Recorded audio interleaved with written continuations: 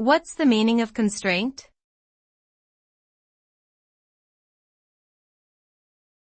Constraint.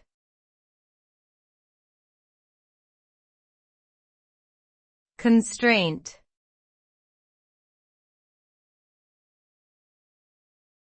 Constraint.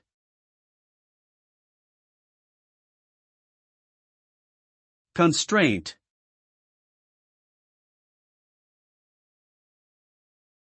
A constraint is a limitation or restriction that is placed on something.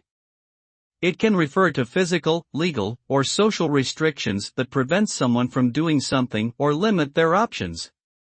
Constraints can be positive or negative, and they can have different effects depending on the context. In some cases, constraints can be beneficial, such as in creative endeavors where limited resources can inspire innovation.